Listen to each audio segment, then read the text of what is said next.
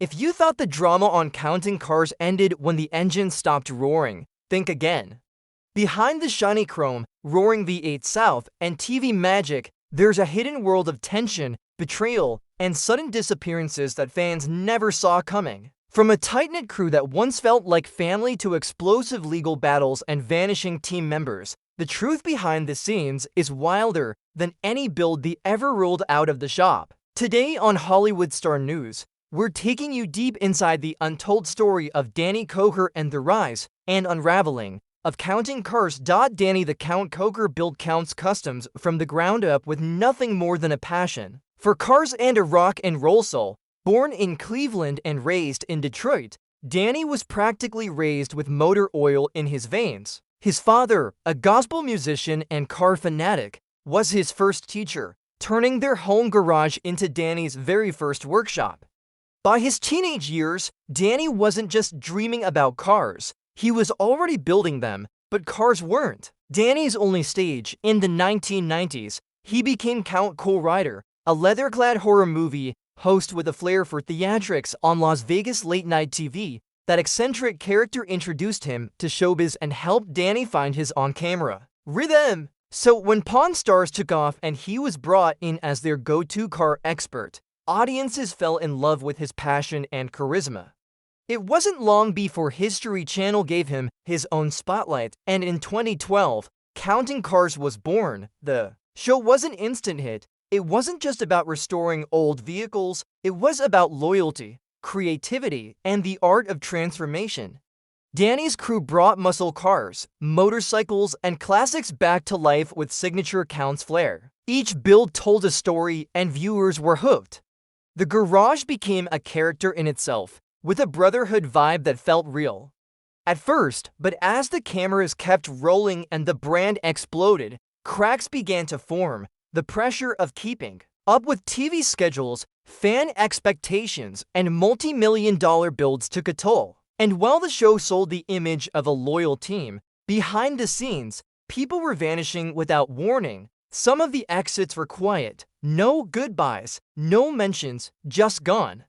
Others, like bookkeeper Joseph Frontier, left behind a firestorm. In 2016, Frontier was accused of embezzling over $75,000 from Count's Kustoms. Court documents revealed shocking details, forged signatures, misused company funds, and a cover-up attempt that betrayed the very foundation of Danny's trust.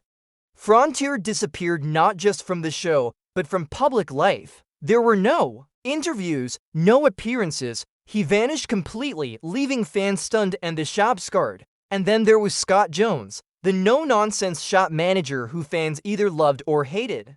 Known for keeping the numbers in check and butting heads with Danny over budgets, Scott was the guy keeping things grounded while chaos brewed around the shop. But after season 2, he vanished too. No explanation, no farewell.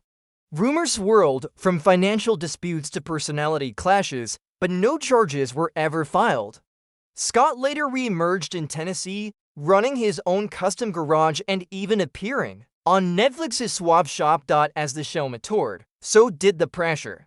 Fame brought fans, but it also brought stress.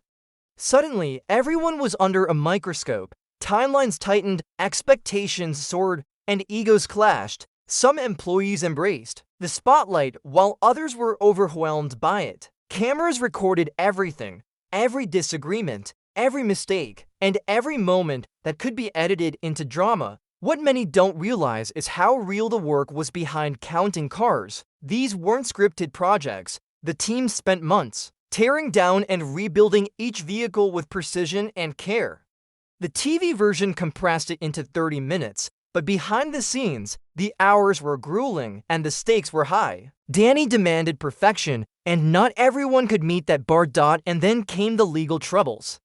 Lawsuits over missed deadlines, miscommunications with clients, and disputes over vehicle modifications quietly piled up. Some were settled out of court, but the reputational damage lingered. In many ways, Counting Cars was never just a show, it was Danny Koker's dream on display.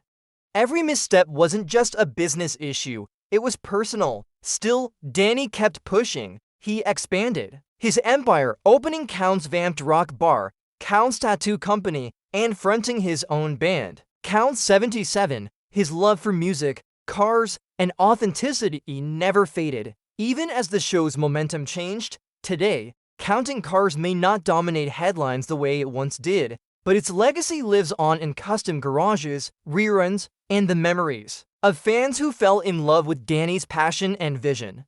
The show gave us more than custom builds. It showed us how success, fame, and pressure can change even the tightest team. And for those still wondering what really happened to the missing faces from the shop, the truth is a mix of ambition, betrayal, hard lessons, and the harsh reality of doing business under the glare of fame. If you enjoyed diving into the untold stories behind Counting Cars, make sure to subscribe to Hollywood Star News for more exclusive looks into the hidden truths of your favorite Hollywood icons and TV legends. Don't forget to like, comment, and share your thoughts below.